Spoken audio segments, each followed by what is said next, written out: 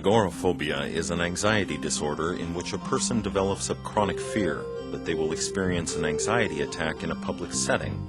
Specifically, they are concerned that they will be unable to escape or receive assistance, and that they could be subjected to embarrassment or humiliation.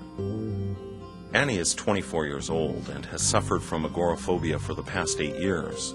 During this time, her anxiety has escalated and it now dominates her life, preventing her from pursuing many of her interests.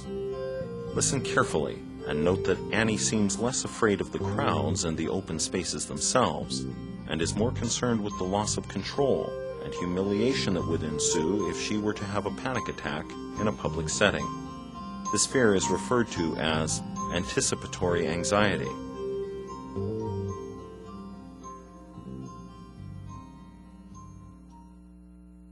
Things really broke down for me when I was about 15, I think, and when I was like, the hormones were kicking in. I was starting to sort of analyze things within my family. And well, I've been diagnosed agoraphobic, and from a diagnostic point of view, agoraphobia, I've heard it described as fear of being in a place with a lot of people, or I guess the root word is from the Greek market, agora, or something like that. And it's very frustrating. It interferes with my life a lot. There's a lot of things that I want to do, social functions, traveling. I'd like to go to school. School seems just completely overwhelming for me right now. Even just like when I'm going, to the supermarket and I see somebody I know, I'm just like, oh no, that means I'll have to sit and talk with this person for a certain amount of time. I can't just turn around and run away. So even just like 15 seconds of conversation, knowing that I have to do that, it can make me just have this anxiety attack. First of all, my heart would start speeding up, and I'd start hyperventilating. Like the bodily symptoms are like shaking, can't feel my hands. Like it's just it's terror. And if there was some sort of thing that I was afraid of, like a bear or something, it would be different. It would be a natural terror. I would run. But with the panic attacks, it's this unnameable, like unknown fear. And a lot of it has to do with the fact that I'm afraid of having panic attacks in public. I'm afraid of people thinking I'm out of control, and I'm afraid of becoming out of control. I might have to just go running out of the line and leave my groceries there, and people stare after me and be like, why did she just leave her groceries here?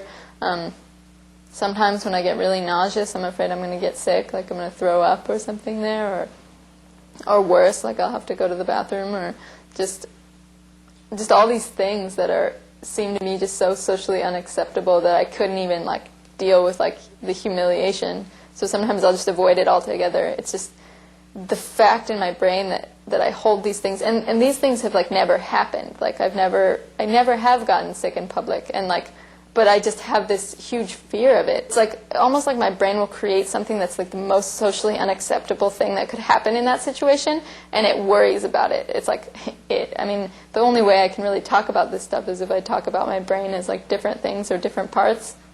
Because if I say me, it just doesn't ring true. It's no, I wouldn't do that. I don't want to be afraid of all these things or whatever. But so it's my brain conjures up the worst possible scenario, and then I have to work down from that by making sure that doesn't happen. So yeah, it's really hard to get to know people, especially on a romantic basis, or even just a friend's basis. Lots of times, I had a crush on somebody about a year ago after I had just lost my job. And I was in this horrible place, mentally, I was just so distressed and stuff. And then had this crush on this person, and then whenever I'd see this person, instead of being oh, yeah, there's that person, it was just freak out. It was I need to turn around and run away. I don't know. It's really hard. It's, right now for me, I don't know. It's real hard to think about that kind of thing. Because it just makes me sad, because there's been points in my life where I have been able to do those things without thinking twice. Just, yeah, let's go to eat, or let's go to a movie, or let's go to the park or something. And those things are just pretty hard at this point in my life.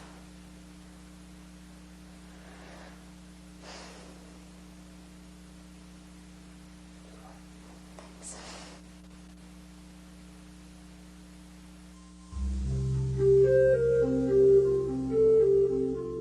During the last 10 years, researchers have developed a number of medical and behavioral therapies to help reduce the symptoms of agoraphobia. The goal of these therapies is to reduce the symptoms of panic attack.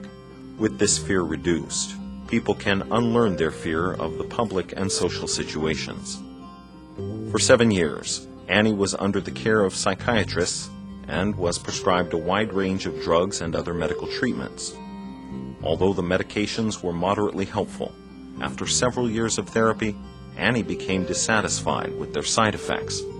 Currently, she is not taking any medications, and she is searching for alternative ways to cope with her anxiety.